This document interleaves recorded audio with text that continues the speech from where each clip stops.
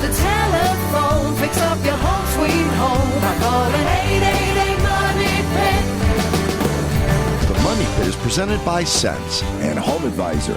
Now, here are Tom and Leslie. Coast to coast and floorboards to shingles, this is the Money Pit Home Improvement Show. I'm Tom Kreitler. And I'm Leslie Segretti. Welcome to what would be officially the second weekend of fall, which means for us it's the second weekend of the season we call Goldilocks because it's not too hot, not too cold, right? And it's pumpkin season. Pumpkin season, perfect to get those projects done inside your house, outside your house, whether you're stepping up the outdoor living space for some enjoyable fall evenings, maybe adding a fire pit. Maybe you are working on the inside because you know it's going to get chilly soon. And before we lock ourselves in for the winter, we want to spruce up the decor. Whatever's on your to-do list, though, we're here to help. So give us a call right now at 1-888-MONEY-PIT, 888-666-3974. Coming up on today's show, if you've spotted a roof leak, you may be wondering if your roof can be repaired or needs a complete replacement. We're going to tell you how to know. Plus, from single sinks to limited square footage, smaller bathrooms often leave much to be desired, but you don't have to make a bathroom bigger to make it better. We're going to give you some tips in just a bit. And with the chilly weather setting in, do you have an area of your house that just never seems to get warm? Well, infrared space heaters may be a solution. We're going to tell you how to shop for a heater that can supplement your whole home heat and reduce your overall utility expense at the same time. But first, we want to give you a hand with whatever it is you are working on. For me, I'm getting pumpkins this weekend. I know it's early. My whole plan is to beat the squirrels, not physically beat them, but not let them eat the pumpkins. I'm going to work on a couple of ideas of, deterrence, and I'll tell you how that works. Last year I did hairspray. Not so great. This year I think I'm going Tabasco sauce. But whatever it is you guys are doing this fall weekend, let us know. We want to give you a hand. The number is 1-888-MONEY-PIT, 888-666-3974. Let's get to it. Leslie, who's first? Bob in Wisconsin, you've got the Money Pit. How can we help you today? I have a question on my heating and cooling system. The filters don't get dirty. I can leave them on there for 2-3 months and find very little dust or foreign material in the filter itself, but the house gets real dusty. I've tried several different things. We had a company come in and clean the ductwork out. They found a little but probably normal amount of dust. I've even tried to go with a double filter, which I'm sure would make a difference. I've tried to tape the filters in, thinking that maybe it's bypassing the filter, but nothing seems to help. Would you have any answer for a situation like that? Yeah, well, that's kind of what I was thinking, that I don't know if there's a gap around the filter, but it could be bypassing somewhere else, like in the ductwork itself. So you want to make sure that all the air is passing through wherever that filter is inserted. Now, tell me, is this filter inserted inside the blower compartment, or is it in line with the ducts, or is it a return vent where the filter is located? It is inside the ductwork leading right up to the blower itself. Right. Okay. And what type of filters are you using? I have purchased a very good quality filter, probably in that $10 range. It started out, I had the less expensive ones in there, and I moved to the better filter, and it didn't seem to make any difference. Even the new filter did not have any dust in it to speak of when I changed it. One of the numbers you want to pay attention to in the filters is what's called the MERV rating, MERV. And the higher the number, the more filtering it's going to do. So if you have a filter that has a low MERV rating, like an 8 MERV or something like that, that's not going to filter nearly as much as one that had, say, a 13 or a 14 or 15 or 16 MERV rating. So you want to make sure that's how you know how good the filter is itself. Now, the dust that you're seeing around the house, is there any other source for that, I wonder? Do you have carpets, for example? Oh, yeah. We do have probably the main rooms probably would be carpeted, other than the hallway and kitchen, dining area. Bedrooms are pretty much tile. Otherwise, we do have carpeting on the stairs and the living room and the bedrooms. Are you using a HEPA vacuum cleaner? Are you using a high efficiency vacuum cleaner? Yes, we do have central vacuum, but we found out that by using this better vacuum cleaner, we were getting a lot more of the dust out of the carpeting. Yeah, I was kind of thinking that this is probably sourcing just in the house air itself and coming up through the carpet. And it's just not much of it is getting back into the HVAC system. So I think your solution is going to be better vacuuming. And when you mentioned that you have a central vac, those are notoriously leaky and not a high efficiency particulate system by itself. But if you're using a different vacuum that is a HEPA, and it's got to say HEPA, HEPA, high efficiency particulate is what that stands for. If it's not a HEPA filter in that vacuum cleaner, you could basically be recirculating a lot of that dust through the house. The other thing that you could try with your HVAC system is to put in a whole house air cleaner and stop using the filters. Whole house air cleaners are going to be worlds apart from a standard, sort of slip in that slot kind of an air cleaner or the static air cleaner. Whole house air cleaners are appliances. They can take out dust particles as small as viruses. A couple of different brands that I like. One is April Air, and the other one is Train. They both make very, very good whole house air cleaners. It's an investment, and it's something that you're going to have a pro install, but you'll find that it's absolutely the most efficient type of air cleaning possible. Okay, probably what you're talking about then is something that would take the real fine particles out that maybe the filter isn't going to get. Yeah, exactly. Yep. It's very, very efficient. And, it's cut into the return duct. They're usually about 4 or 5 inches or 6 inches wide. And they're an appliance. It's not a static filter anymore. It's an appliance that basically its job is to trap all of those dust particles and everything that's smaller than it too. Okay. Yeah, we'll look at that and see what we can do. Possibly this would be something. I think that what we are seeing is the real fine dust that maybe is getting through the filter. Yeah. So higher MERV ratings or a whole house air cleaner. I think that's your best bet. Thanks so much for calling us at 888-MONEY-PIT. Thank you. Now we've got Bruni in Alaska who's looking for some planting help in Alaska. Some cold plants, I guess. Fake ones. Welcome, Bruni. How can we help you? We have a very narrow swath of grass, which is actually just moss and tall weeds. Can't quite tell what kind of weed it is. And there's no grass growing. It's just moss, and it's damp. It's on the north side of a building, and it's just at the edge of the deck. So It virtually gets no sun ever. I think it's crabweed, I think it's called, or some kind of a ferocious weed that grows uncontrollably. Okay. So I was wondering if you could make any suggestions what else I could grow there. Well, the key here is to understand what hardiness zone that your area of the country is in. And anybody that lives in Alaska is pretty hardy by my book, but there are actually hardiness zones there. And taking a look at the U.S. Department of Agricultural's site, Leslie, what zone does it look like she's in? It looks like Anchorage is placed in the 3B, 3A zone, which would put you in the minus 40 to minus 30 degree temperature zone. So that kind of gives you an idea of what hardiness of plant or grass that you would need to sustain, those temperature swings. And if you go to the almanac.com, which is the website for the Old Farmer's Almanac, they actually have a guide there that has all of these plants listed by hardiness zone. So there are actually quite a few plants that will survive, believe it or not, in that hardiness zone. And they're all listed there in a directory on the Old Farmer's Almanac. So I think that would be a good source for you. Gives you lots of options on what you can do with that space based on that hardiness zone and, of course, the amount of light. And hopefully we can get something growing there pretty soon. Thank you so much. That's very nice. I appreciate that. Good luck with that project. Thanks so much for calling us at 888-MONEY-PIT. You are tuned to the Money Pit Home Improvement Show on air and online at MoneyPit.com. Give us a call at 888-MONEY-PIT, presented by Home Advisor. You can get instantly matched with top-rated pros for any home project and book appointments online for free. Coming up next, spotted a roof leak and wondered if it's a fast fix or needs a major replacement? We'll tell you how to figure it out after this. You live in a money pit.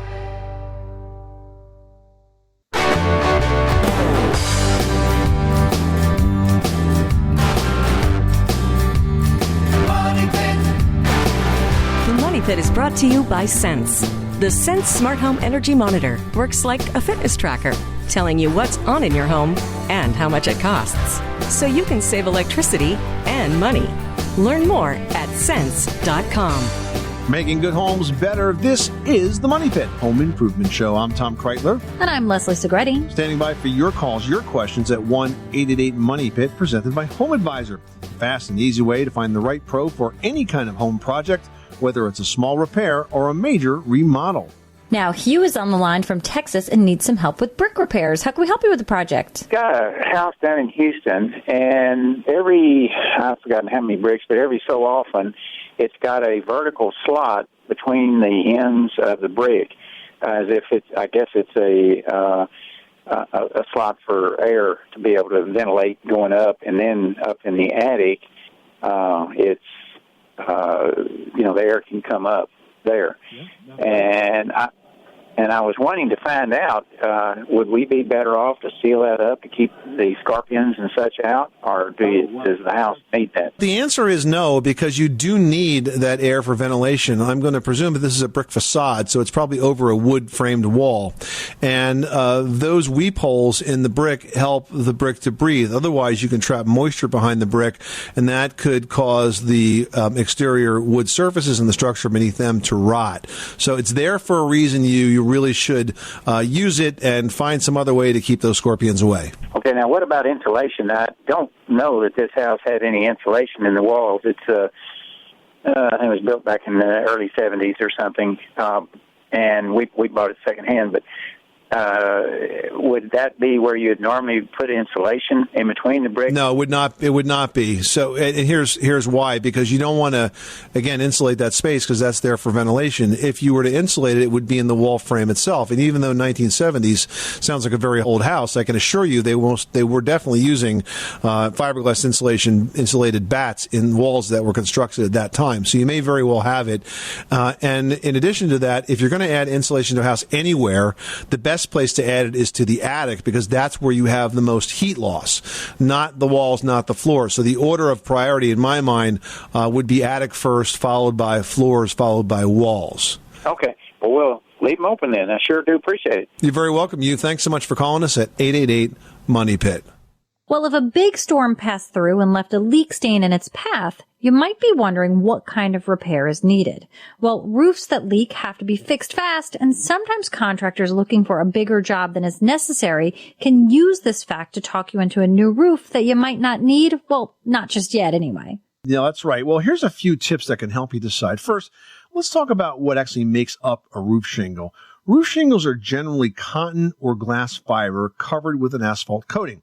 Now, the asphalt layer is what makes the roof water repellent. As that sun heats the roof, though, the asphalt dries out. So, to check your roof for signs of wear and tear, what you want to look for are cracked, curled, or broken shingles. If the worn section is limited to a smaller area, it can be repaired. But if the entire roof looks this way, replacement may be the best bet.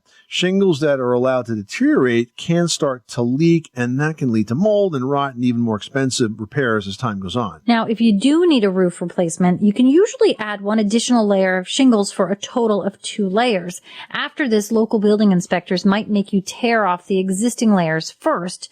Now, doing a tear off really isn't such a bad idea, even if you only have 1 layer. Those second roof layers don't cool as well in the summer due to that increased mass, and as a result, these roofs are going to wear out more quickly than a single layer roof would. For example, if your single layer roof lasted 22 years, a second layer is typically only going to last 15, or about 1/3 less. So that's something to consider. And that's right. So you can do some math actually to figure out if it's worth the added expense of removing that old layer. And that is to think about how long you're going to live in the house. If you're going to be there for most of the life of that roof, you may want to remove the existing layer since you're going to be the one that benefits from the increased longevity of the new roof. But if you know you're going to be out of that roof in a couple of years, well, then you might just go ahead and put that second layer on because you're not going to get any benefit out of those years, 18, 19, 20, and 21 and 22, because you're going to be long gone by the time that roof gets to be that old.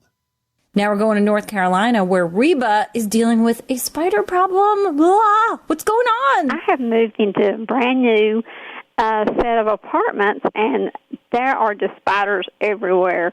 But they have a lot of mulch around our apartments.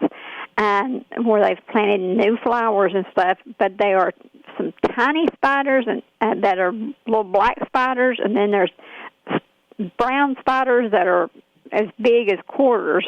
They're the fastest spiders I've ever seen in my life. Oh, boy. And the brown spiders that are as big as quarters, they sound like brown recluse spiders, which can bite. So those we don't like at all. Right. But I have tried. I bought stuff from Lowe's. I've sprayed all kind of stuff all inside my house and all around the outside, but they're impossible to get rid of. So I hate to say this, but have you considered hiring a professional? I know you're probably saving some money, but whenever I hear somebody is buying lots and lots of pesticides, spraying it inside the house and spraying it outside the house, I'm kind of the opinion that by the time you do all that, you've exposed yourself to so much excess pesticide that you would have been better off just having a pro come in, because they can buy stuff that you can't buy. Plus, they're specifically trained on where to put the insecticide, how much to put.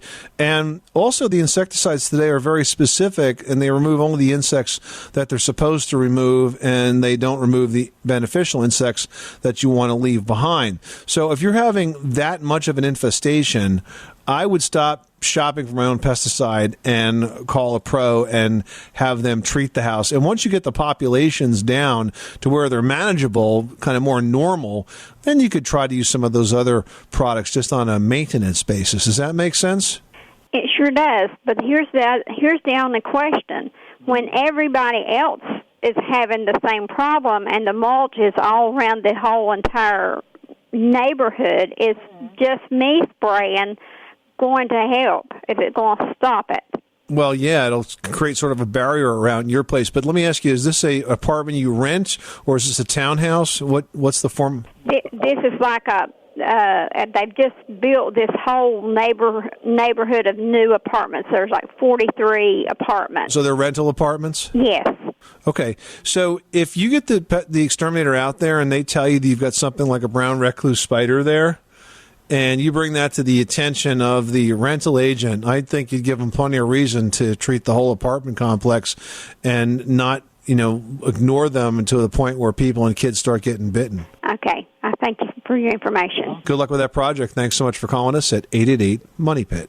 Now we've got Matt in Wisconsin who's dealing with a splashy toilet. That is the worst, constantly cleaning a toilet seat. Tell us what's going on. Well, when we flush the toilet, a good portion of air comes up through the trap, forcefully enough to cause the water to splash up onto the seat or the inside of the lid if it's closed. Well, what really causes that, Matt, is a venting problem. Is this a new problem, or has it always been this way? No, it's just within the last couple of months. Okay, so then what I suspect is that you've got a blockage somewhere. If your vent for that toilet is partially blocked, then the drain line's being starved with air. And if it's starved with air, it's going to try to gulp that air from somewhere else, and that's what's causing the bubbles. Okay. So what you need to do is try to figure out where that obstruction is. And it's going to be somewhere in the vent that is connected to the waistline under the toilet, if that helps you narrow it down a bit. Yes, it does. Thanks. You're very welcome. Thanks so much for calling us at 888-MONEY-PIT. You can call in your home repair or your home improvement question 24 hours a day, 7 days a week, right here at 888-MONEY-PIT. Hey, if your bathroom is feeling a little snug, remodeling is always an option, but it can be expensive. Instead, we're going to have some space-saving tips that can save a bundle when the Money Pit returns.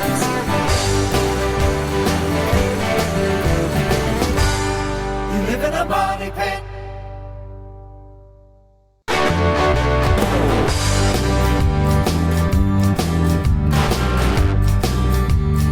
Money pit.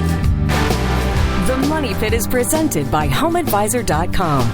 Whether it's minor repairs or major remodels, leave it to HomeAdvisor to do the work. Check out HomeAdvisor.com. Making good homes better. This is the Money Pit Home Improvement Show. I'm Tom Kreitler. And I'm Leslie Segretti. Call us right now at 1-888-MONEY-PIT, presented by Home Advisor. Need new flooring in your kitchen or bath? Home Advisor will instantly match you with the right pro for the job for free.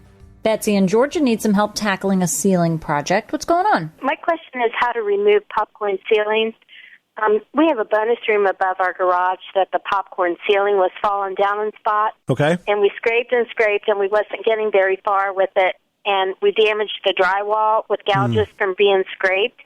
Okay. So my husband my husband put stippling on the ceiling to cover up the gouges, and I don't think it looks good at all. It looks So he kind of put more texture back on where he had the old texture? Yes. Yeah, so now you have to remove the stippling, which is probably done with spackle, correct? Yes. Oh, boy, I tell you what, it went from bad to worse. You know what I would do if I wanted a really clean ceiling and that was the situation? I would knock down as much of that as was physically possible so it's nice and flat, make sure as much of the popcorn is gone as possible, and then I would put a second layer of drywall over the whole thing, tape it, prime it, paint it, and be done with it. You'll have a brand new ceiling. Bury it. Hide it.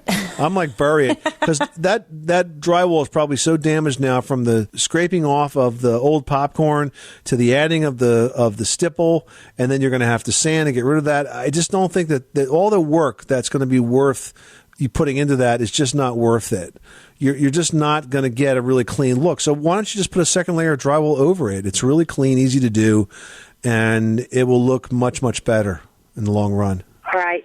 And then our other ceilings have popcorn, but we haven't tackled that. So is there an easier way to get it off? Well, here's the right way to do it, is that you would dampen it and then you would scrape it. So you use like a paint sprayer or like a garden pump sprayer, and then you just lightly spray that on the ceiling, get it wet. You're going to have to cover everything. It is a messy job. And then you just scrape it away with like a spackle knife. And by the way, though, if you want to buy yourself some time and maybe what happens with the popcorn, it gets dirty and gringy looking, you can actually paint that. There's a special type of roller that's a very thick roller that's got sort of slits in it, and presses the paint up inside the sort of the pieces of popcorn, and you can get a nice, bright, clean look to it. So it is possible to paint that and have it look a lot nicer and a lot cleaner. All right. Well, thank you very much. You're welcome, Betsy. Good luck with that project. Thanks so much for calling us at 888-MONEY-PIT. Well, there are a few things all old house lovers like me are familiar with. Drafty windows, less than perfect plumbing, squeaky floors, and small bathrooms. True, but while new home baths have nearly doubled in size over the past 30 years, most older home bathrooms average about 5 foot by 8 foot. So just short of ripping out walls to increase your space, you might think you've got few options. But there are ways that you can use the space to its fullest potential, and here's what you've got to do that. Now, have you ever thought about a corner sink? They come in a couple of different styles. You can get something that's pedestal style or wall mounted. That corner sink is going to give you some charm, but it actually frees up a ton of floor space in that bathroom. And that can set up some space-saving storage elsewhere in the room, meaning you don't need a traditional cabinet vanity, and a smaller bowl is still going to provide you with the space that you need to get the job done in the bathroom. Now, speaking of corners, you can also use a corner shower unit. They're called quadrant shower units, and they help to sort of preserve that precious bathroom real estate by including a comfortable shower enclosure in your bathroom model with 2 straight sides mounted right in that corner. And then the door side of it is a curvy entry that saves at least a full square foot of space when you compare with regular shower units. Some other ideas are to include toilets that have the flat tops on them. That gives you another storage area where you can put organizers or put some shelving above it. Or look for the smaller, deeper tubs. These offer a great soak with deep set seating. The small clawfoot tubs are one option that are also super attractive and popular these days. Even think about your faucets and your fixtures. You can go for ones with lower profiles on them. That's going to give you a lot of choice for styles and allow you to beautifully accessorize a small bathroom. Plus, big sinks don't have to be big to get the job done. Keep things smaller scale, cabinet-mounted vessel sinks. Those are all options that will free up a lot of space on a much smaller piece of furnishings, and that can still give you a little bit of storage, but it makes the bathroom feel that much bigger. And also think about converting some furnishings.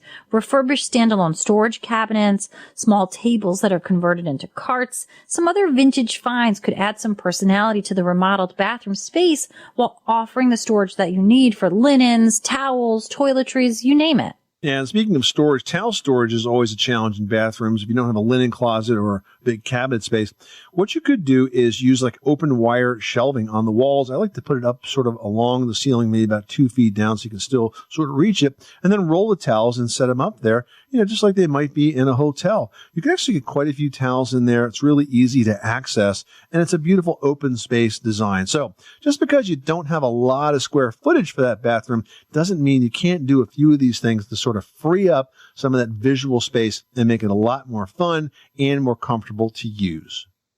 Nancy in Pennsylvania is on the line and having a hot water issue. Tell us what's going on. Well, Well, my hot water takes so long my water takes so long to get hot when I turn on the spigot, and washing the dishes by hand makes that I waste a lot of water that way. Nancy, is this a new problem, or has this always been the situation? No, it's an old problem. Yeah, and it has to do with the physical distance between the faucet and the water heater. The farther they are apart, the longer you have to wait for the water to heat up. Now, newer water heaters today, and especially the tankless water heaters, are very small. And so the way a lot of builders are addressing this is they're putting in multiple water heaters closer to the bathing or the washing areas of the house. So typically you'd have one for, the kitchen and maybe the laundry area, and you'd have another one for bathrooms. Because these water heaters are so small and so efficient, they can, literally squeeze into anything that's smaller than a closet. In your case, though, it's just a matter of the distance that the water has to travel. Unfortunately, in a house like this, though, I would say that it's unlikely you will save enough money in water cost to make the installation of an additional water heater worthwhile, Nancy. But is there anything else I can do? Like I have been told different times that insulating the pipes wouldn't help, or some people say it would. Well, the only thing that insulating the pipes will do is it'll keep the water that's in the pipes once it gets there warmer longer. But again, it's a distance thing. You turn the faucet on, the water starts to move from the water heater where it's hot to the faucet, and it has to purge all of that cold water along the way. Once it purges, it'll stay hot. But it just takes a certain amount of time for that amount of water, that amount of volume of water to move through the pipes. Does that make sense, Nancy? Yeah, it does. So there's basically nothing I can do except different water. Well, except moving a water heater closer to the unit. I mean, there are recirculators that sort of take water and recirculate it back all the time. But again, that costs energy too, and that costs plumbing expense too. And I just don't think you're going to save enough to make it worthwhile. Nancy, thanks so much for calling us at 888-MONEY-PIT. Remember, you can reach us anytime, 24/7, with your home repair, your home improvement question, right here at 888-MONEY-PIT. Well, I love the fall season, and you know what that means. The chilly weather is starting to set in. But do you maybe have an area in your house that just never seems to be warm enough? Well, maybe infrared space heating could be a solution for you. We're going to tell you how to shop for a heater that can supplement your whole home heat and reduce your overall utility expenses next. You live in a money pit.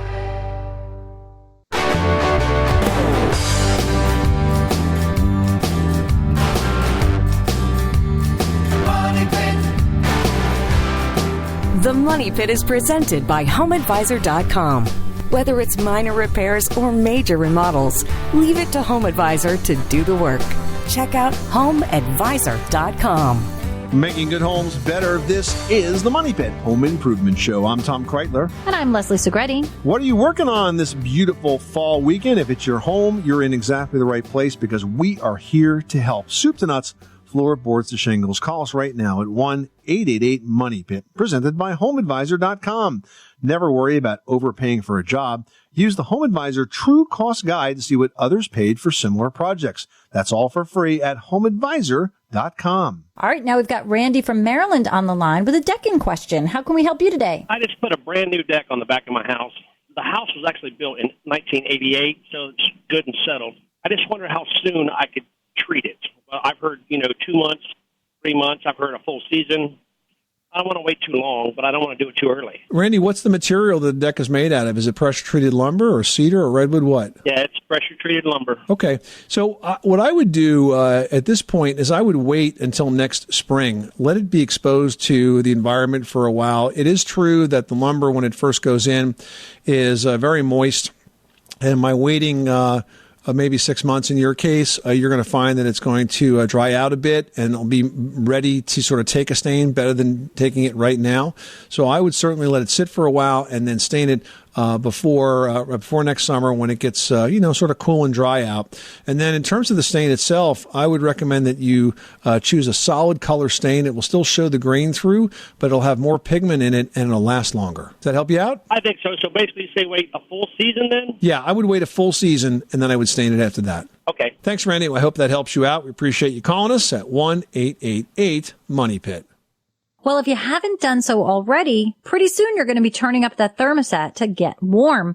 But did you know that every 2 degrees you lower your thermostat in the winter could save you 10% off of your energy bills? So to supplement heat in the room you use most often, consider a portable heater. Now, we have one in our kitchen. I'm totally loving it because it's the one room in the house that's always cold and it can definitely benefit. I'm using an electronic infrared zone heater and it supplements our whole home heat, but it uses infrared heating to warm any area of the house. So we could move it around if we wanted to. And as a result, we're no longer turning up the furnace like excessively to get that one cold room to warm up. We basically use it to supplement it and we can save money across the entire energy bill that way. Yeah, if you're thinking of picking one of these up, you need to understand how these infrared heaters work. So basically, an infrared heater heats the objects in a defined space and not the air like central heating systems do. It's like the difference between being directly in sunlight versus sitting in the shade. We feel the warmth in the sun because the light that hits our clothes and our skin keeps us warm. Right. So with that in mind, you want to make sure you're buying the best model size that's suited for you. Portable infrared heaters range in sizes that can heat anywhere from 300 square feet up to maybe 1,000 square feet. And some models have a programmable thermostat that will start the heater, say, just before you get home and maybe plop down in that favorite chair. It'll be nice and warm and ready for you. So buy one that's just big enough, but not too big, or you'll be wasting energy. 888-666-3974. We don't want you to waste any energy with your home improvement or decor project, so give us a call right now. We're here to help at 888-MONEY-PIT. Sandy in Florida is dealing with a squeaky door. Tell us what's going on. Well, we've had this squeaky door now for 3 years. We've tried putting oil on it. We've tried using WD-40. And then we went out and bought 3 new hinges and put on it.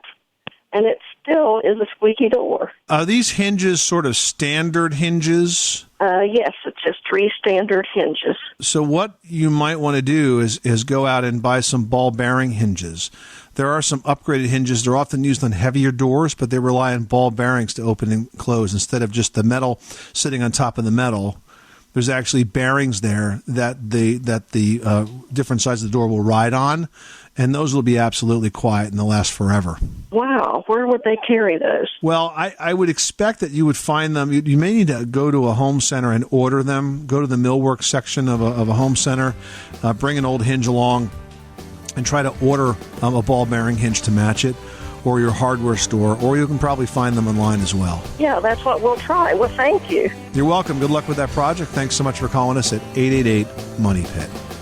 Well, you might be done with your deck for the season, which is why now is a great time for a few repairs that will make sure it's good to go when the spring arrives once again. We're going to share those tips after this. You live in a money pit.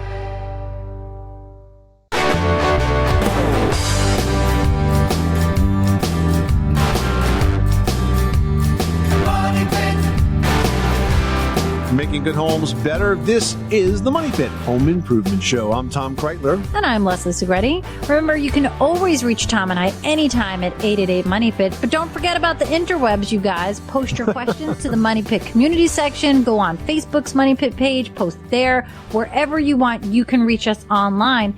Now, Maureen did that, and she posted about a fix for deck boards. She writes, if I want to replace the wood boards on my deck, will there be a problem installing new ones because of the existing screw holes? We'd like to put composite boards in place of the old boards, but we only want to do the top layer, not all of the wood framings. You know, it's a great project to take on whenever that top layer of deck boards have become cracked or rotted, Maureen, or otherwise just generally deteriorated. Sometimes they get really splintery and they're kind of uncomfortable.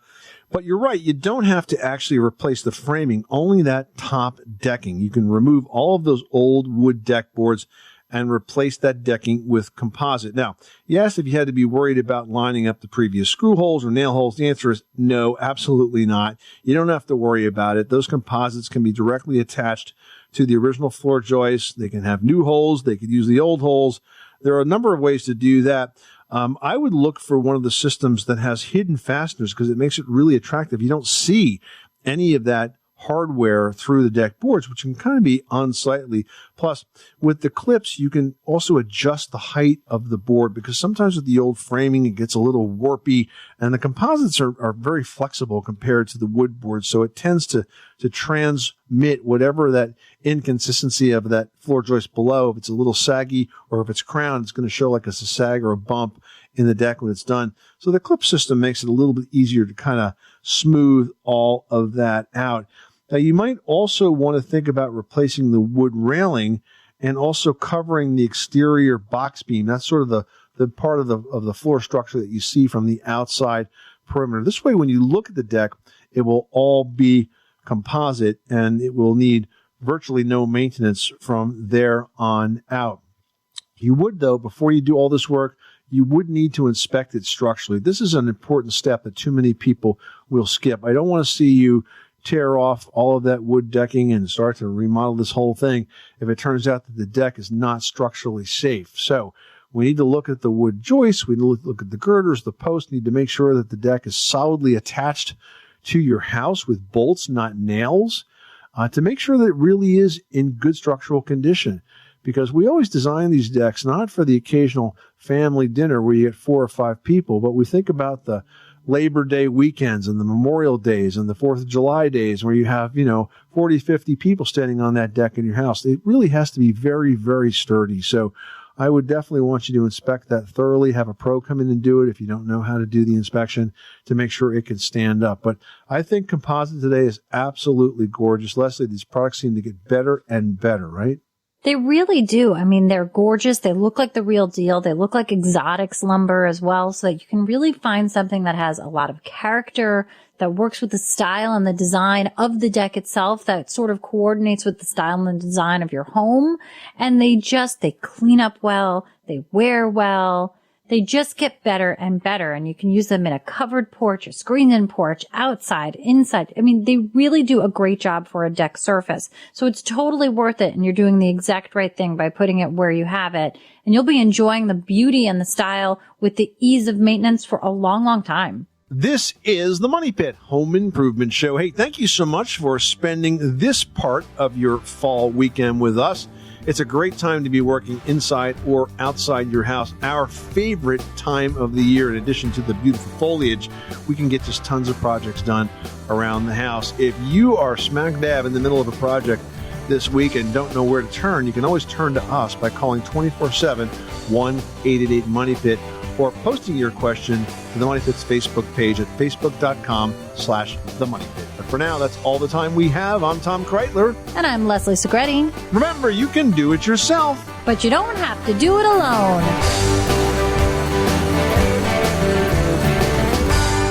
You live in a money pit.